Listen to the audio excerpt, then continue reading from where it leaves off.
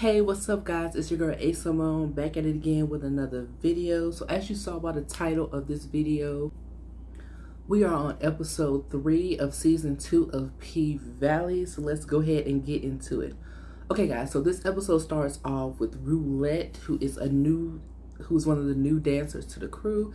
It starts off with her in one of the private rooms doing a private lap dance.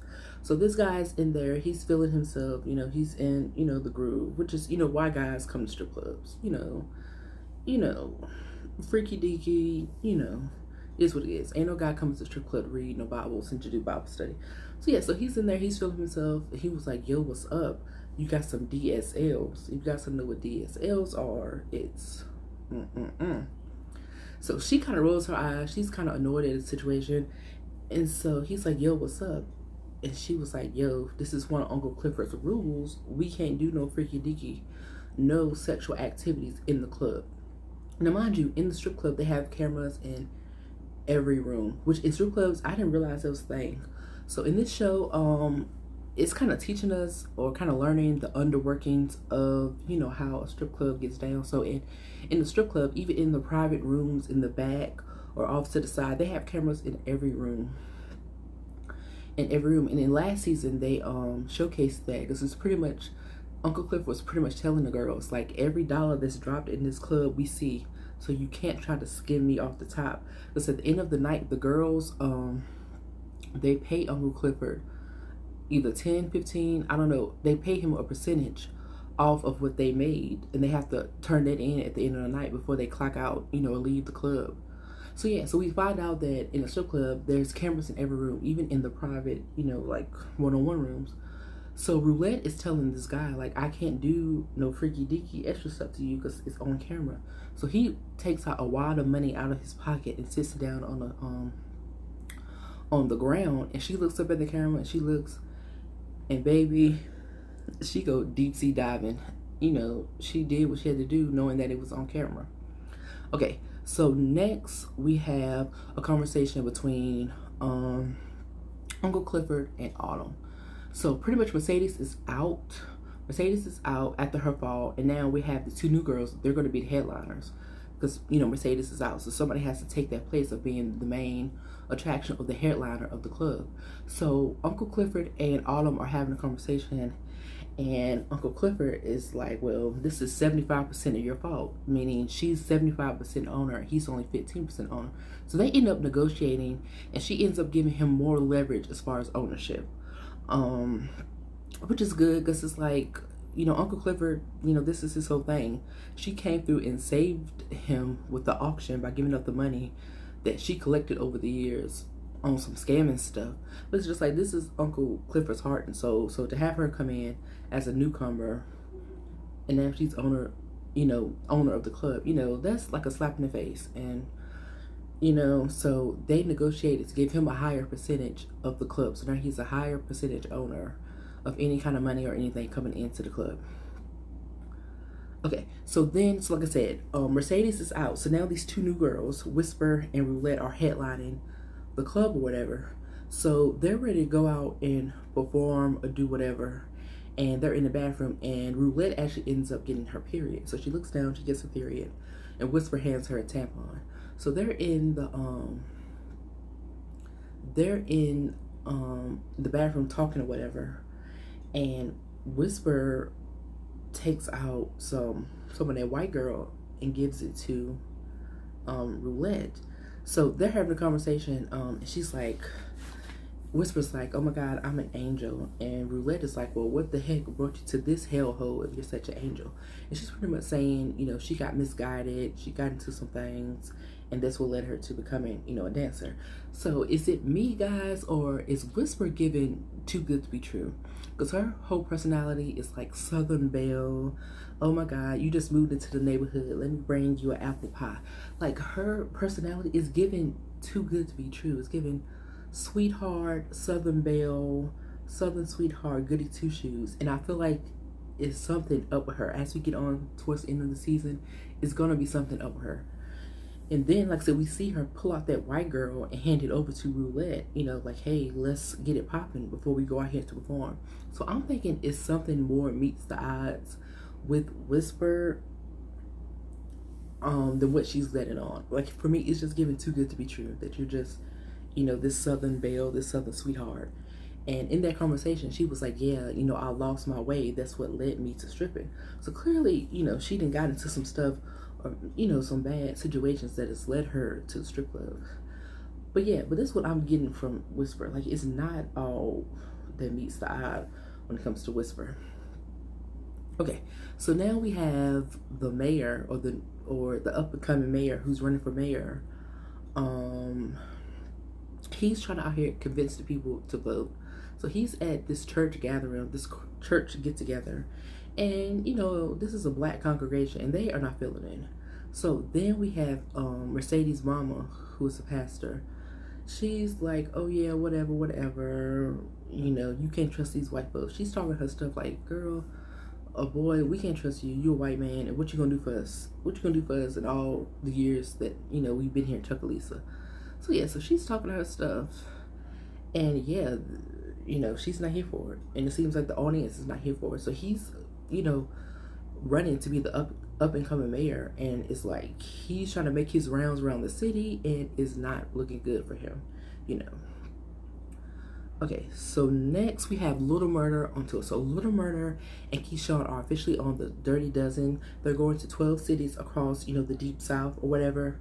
And yeah, they're on this tour. So then we get a visit from one of lilmurda's old homies in the club, and they actually pop off and get the fight. So they get the fighting, then they get the shooting, and they have to like speed off, run off on the plug because of this fight that breaks out. So come to find out, this guy that shows up to one of the club visits, this is lilmurda's ex-homie. So if you guys remember for last season, there was a scene on one of the episodes where lilmurda and Maine, if you guys remember Maine, he's the guy that's on house arrest that lives across from Mercedes.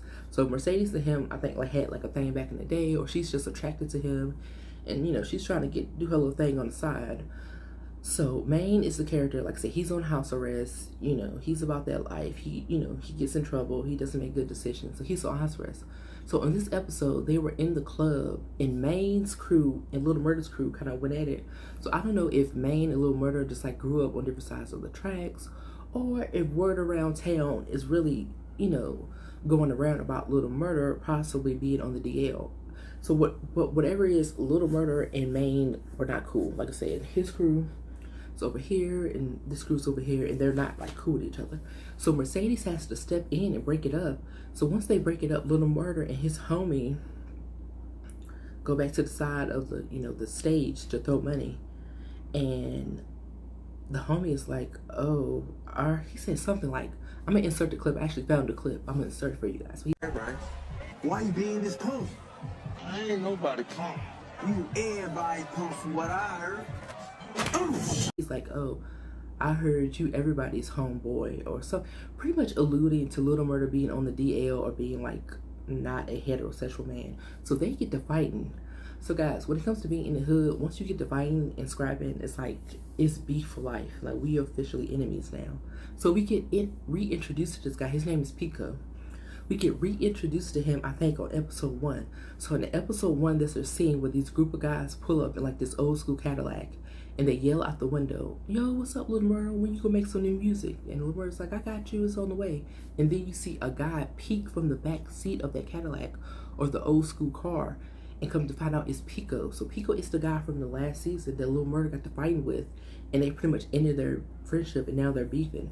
So we get reintroduced to him this season, and this is a very typical dynamic, because lilmurda, he has this hit song, he's making waves, he's trying to do his thing to be, this hip-hop superstar to get up out of the hood, and now we have the enemies or the ops resurfacing with the beef and with the drama. So this is a very typical storyline or plot when it comes to a show or movie.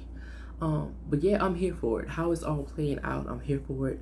And like I said, we get introduced to this Pico guy from last season, with him and lilmurda were actually good friends, but he ends up calling out lilmurda for possibly being on the DL. So like I said, they're at one of the clubs that they're touring on. They get the fighting, get the shooting, excuse me, and they run off on the plug. So yeah, okay. So now we have Mercedes. So like I said, Mercedes, she's not at the club because everyone else thinks she's trying to heal her shoulder. But little do they know that Mercedes is making side plays. So guys, they're really getting scandalous on this season 2. And like I said, season 2, so you got to turn up the notch. You got to keep the interest going. But they're really getting scandalous on this season 2. Like I said, we have Roulette giving, you know, that sloppy toppy in the room where they know she knows she's not supposed to, and she's on camera. Now we have Mercedes. So we find out that Mercedes has linked back up with the coach. So if you guys don't remember from last season, there's a coach that, I don't know if he does, I think college ball, or I don't know if it's the actual like NFL, but he's a coach, you know, makes good money. And he's interested in Mercedes. He came to the club and he's been obsessed with Mercedes ever since he came to the club. So then Mercedes has reached out to him. So like I said, everybody else think Mercedes is out because of her shoulder. But Mercedes is making some side plays to actually take the coach up on his offer of being like an official side piece and getting paid to be a side piece. So Mercedes meets up with him and the wife. And yeah, they draw this whole contract of him seeing her on the weekends or whatever. And yeah, so they're talking, having a conversation, and the wife is telling her, you know, I've never met one of the official side pieces. And yeah, she said, this is all new to me. So the coach is like, oh, Mercedes, you need to show her this one move that you be doing at the club. And the wife is looking like, really, Negro? Like, you really gonna do this in front of me? So the wife is supposed to be just going off into the bedroom. They're supposed to be doing their thing. So Mercedes does her little dance. She strips down to her underwear, does her little dance for the coach, and gets on his lap. And then the camera pans over to the wife stripping down butt naked. So the wife has stripped down butt naked, and the coach and Mercedes are looking at the wife like, what the heck are you doing? Like, Mercedes is here for me, meaning the coach, to have his fun. But in that scene, the wife and Mercedes are being real grown women about this situation, and they're talking. And the wife is like, oh, I don't even get that much money. So Mercedes is supposed to be getting $10,000, I think, every weekend. And she gets to like lay up in this nice, luscious home. So she's getting $10,000. So yeah, so the wife says Mercedes is going to be getting $10,000 for a weekend and get to stay up and chill for the weekend. And so the wife reveals to Mercedes that she doesn't even get that money, meaning she doesn't get like an allowance or a certain amount of money, you know, that he just hands and gives her as far as being like this millionaire coach. So yeah, so in this exchange, you really kind of see the dynamic of the wife, you know, just kind of, you know, just saying, I'm with this rich, wealthy guy, but it's like, we really don't have that much passion and that connection. So like I said, Mercedes does this little striptease. She sits on the coach's lap. The next thing you know, the camera pans over to the wife being butt naked. So the coach and the wife looking up like, excuse me, the coach and Mercedes look up to her like, what the heck are you doing? Mercedes is supposed to be my fun. So in that situation, you kind of see the dynamic of the wife like longing for some excitement or some affection in her relationship. It's pretty much saying that the relationship is dead. This man is out here getting his rocks off. He's a millionaire.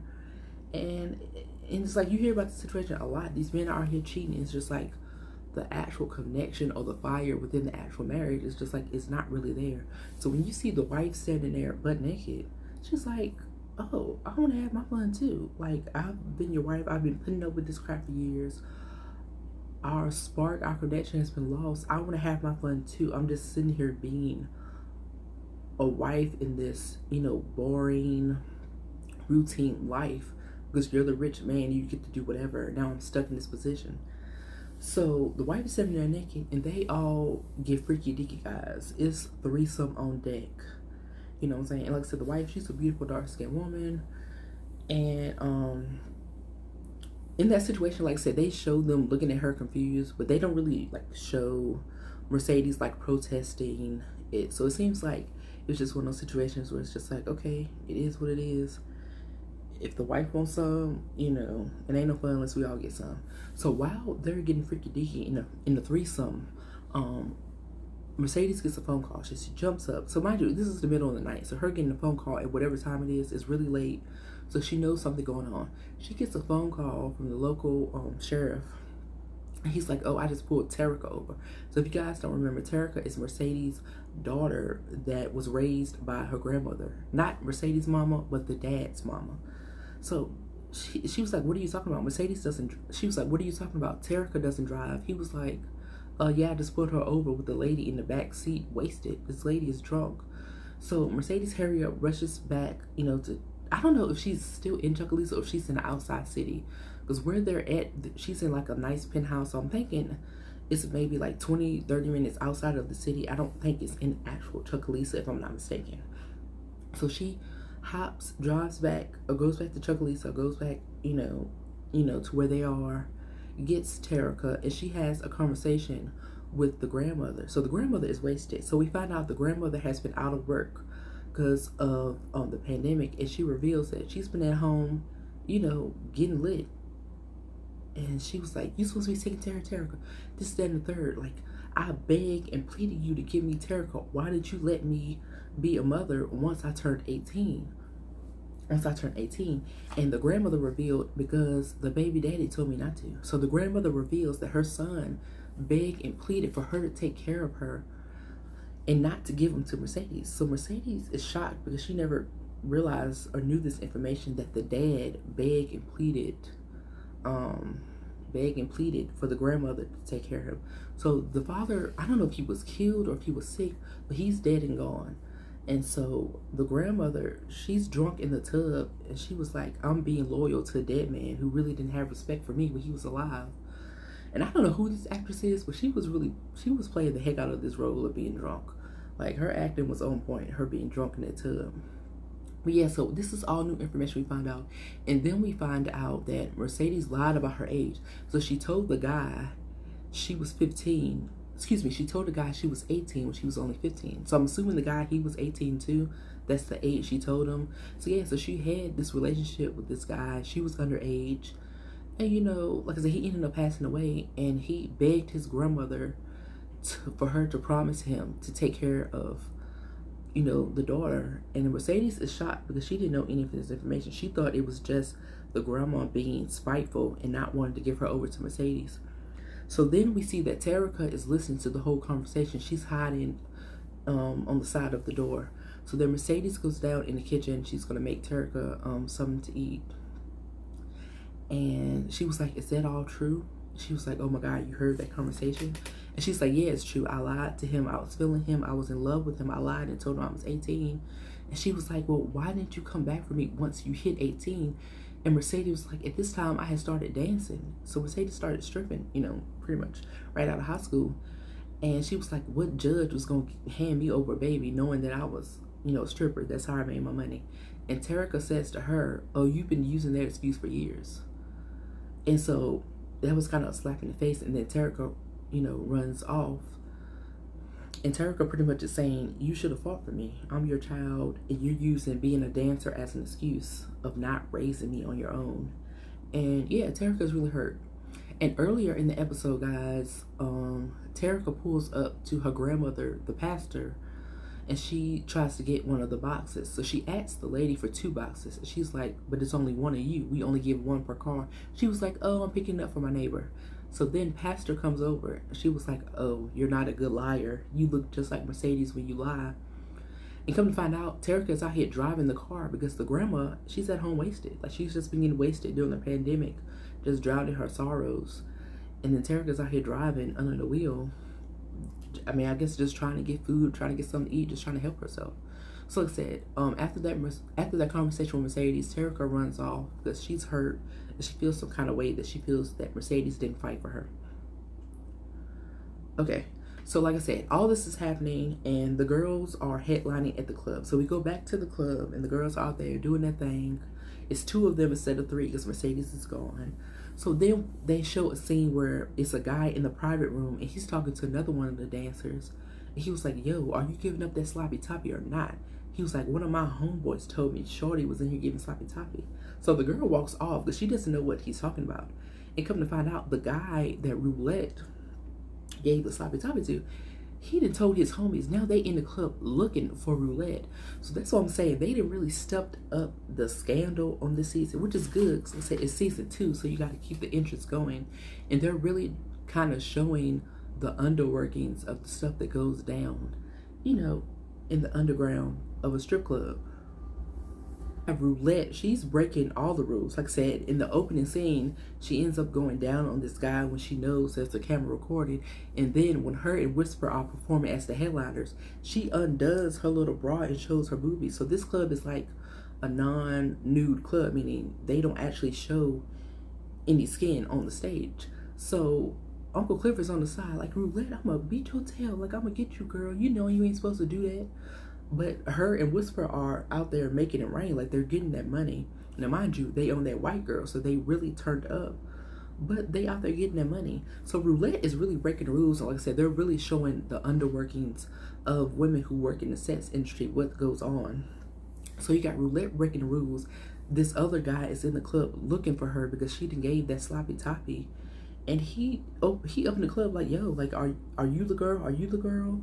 So yeah, Roulette is really breaking all of the rules, and I'm really interested to see how this is going to come to a head as far as Uncle Clifford like confronting her, especially because she is a newcomer, but she's kind of going against the grain. She's doing her thing because her and Whisper are popping, but she's doing this grimy stuff that she knows she's not supposed to be doing, you know. So yeah, so then we have a conversation between Corbin and Andre. So Corbin, he didn't really turned up this season. Corbin from last season to this season, he is really talking his spit. Like, he is talking cash money stuff, y'all. Corbin, like, I feel like we did not see this side of Corbin the last season. So yeah, so they're having a conversation at the table, they're having a drink, and Corbin pretty much tells Andre, if you wanted to run for mayor, I would fully support you, opposed to supporting my half brother. So Corbin is mixed, and his brother is the guy running. His half brother is the one running for the mayor. But like I said, he's not winning over the people of Chucalissa. So it's like, you know, we don't know what's gonna be going on as far as who's gonna get this mayor position. But Corbin tells Andre, it's like, I will fully back you if you wanted to run up against my brother and hopefully be the one that can beat him out. Okay, so like I said, now we go back to Keyshawn and lilmurda. So they're in the hotel room. So they're in like a cheap motel room where you have to like walk into the motel from the outside. But yeah, they're doing their thing. lilmurda got his little groupies or whatever. And yeah, so we find out that lilmurda has been sending these little cute postcards to Clifford in each city they're going to. So Keyshawn is putting some scalp oil in lilmurda's hair because he's dyed his hair blonde and green. He done gone, you know, full of superstar. So yeah, so lilmurda is like writing out the postcard. She was like, oh my God, what are you doing? Like, you got, I forgot what the word is called, but like, you got writer's block. She was like, just say what's on your heart. Just say what's on your heart. And so he rewrites it, and he writes, I love you. And Keyshawn snatches the postcard and was like, Negro, like, you supposed to give something thoughtful. You just said I love you. And lilmurda reveals that that's the only thought that he has for Clifford. Like, on some real stuff, like I'm in love with this guy. Like, I can't get him out of my mind. And so Keyshawn reveals that she knows it's for Uncle Clifford. So guys, that scene really kind of threw me for a loop because I was like, wait a minute. I know last season Uncle Clifford never revealed to anybody that he was hooking up with lilmurda because it's supposed to be a low down situation. But remember guys, last scene, Keyshawn got the baby. So Keyshawn's baby daddy dropped out the baby at the club, and she was trying to get back inside from outside, and she was buzzing and couldn't get in. Remember when she peeked through the blinds, she saw lilmurda and Uncle Clifford hooking up. So when she called out Uncle Clifford's name, and it was kind of like a shocking moment, I was confused because I was like, I know Uncle Clifford never revealed to the world that he was hooking up with lilmurda. So how the heck did Keyshawn know? I was like, did I miss something from last season? But it's like, I know that didn't happen. But remember guys, last season there was a scene where Keyshawn peeked through the blinds and she caught lilmurda hooking up with Uncle Clifford. So if you were confused about the scene like me, that's what happened. Keyshawn is the one that knows. And so she calls out Uncle Clifford's name, and she was like, Uncle Clifford is 1 in a million. So you can't mess this up if you really love him. And yeah, so then we go to the next scene where the guy that is security, this guy just got out of jail, and he's little Murda's old homie from whatever. So they had like this sentimental moment where they were both in jail. lilmurda ended up getting out in a short time, and this guy, he ended up having a longer sentence. So this guy reveals to lilmurda, like, back in the day or years ago when your rhymes were hella corny, you got me through tough times in jail. And that was a very like dope sentimental moment, like a sweet moment that they shared. Yeah, because he pretty much revealed to them, like, you know, even though your rhymes were whack back then because you was younger and, you know, you didn't have, you know, you didn't really hone in on your skill. When you were sending me these rhymes in jail, that really got me through those dark times. Like, that was the only light I saw in jail through all the darkness. So that was a real like sweet and sentimental dope moment that him and his homie had.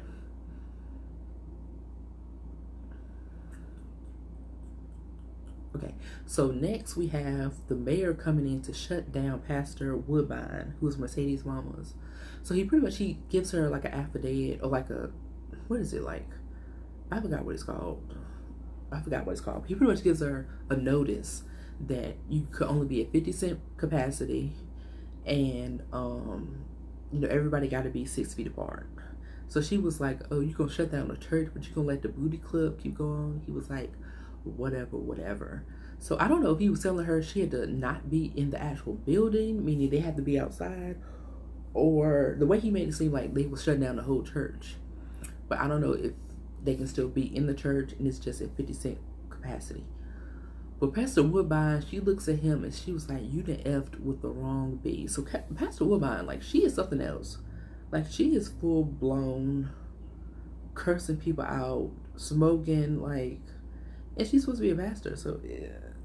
So like the people that know her, like Mercedes and the, you know, people, it's like they already got they spotty senses are tingling. So they already look at her and know and feel like she's a fraud for the Lord. So like she done cussed out the mayor and said, you done effed with the wrong bee. And it's just like, you supposed to be a pastor at the church. Like, how you cussing people out like this? So it seems like, yeah, Mercedes' mama, yeah, it seems like she's not really a woman of the cloth of the Lord, because it's just giving evil. It's just giving, I'm gonna cuss, I'm gonna lay you out. You're supposed to be a woman of the church, and you started your own church because you took it from Mercedes, the building. But yeah, Pastor Woodbine, she's something else. Okay, guys, in the final scene of this episode, we have Roulette getting out the car. So Roulette is getting out the car with the man, and she says, if you want to take me for another spin, just let me know. So Roulette is full blown out here, you know, getting busy with her side hustle, giving up that kitty. So that's what we're pretty much getting revealed. That Roulette, yeah, she's out here doing her thing on the side, outside of stripping. So Roulette sees the white boy and Big L. They drop a box, and it was revealed that it's Oxycontin. So if you guys don't remember this white guy, he's a drug dealer from last season. He was actually hooking up, or he liked Gidget, who was the white girl at the club. So Gidget has left because her mother passed away because of, you know, the virus or whatever.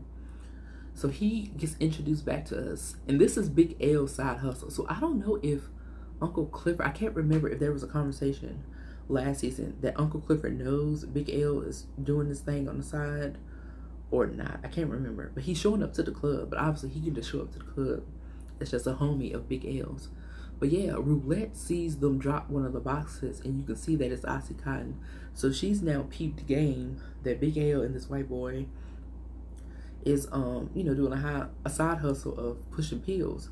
And earlier in the episode, she was kind of flirting with the white boy. She was vibing out with him. But now, you know, I'm interested to see how Roulette is going to move forward, knowing that this guy is pushing pills. So I don't know if she's trying to get in on the money aspect, or if she's going to try to get in on the actual doing pills aspect. So is she going to be like on some addictive stuff, or is she really going to try to, you know, finesse and get money out of this dude? But yeah, guys, that is the breakdown or the recap of episode 3, season 2. Tell me what you guys think. Give me your thoughts and opinions. Anything that I may have missed or got wrong. Like this video, share it. Get my subscribers up. That's really going to help me. The likes is really going to help. And I will see you guys next week with another review.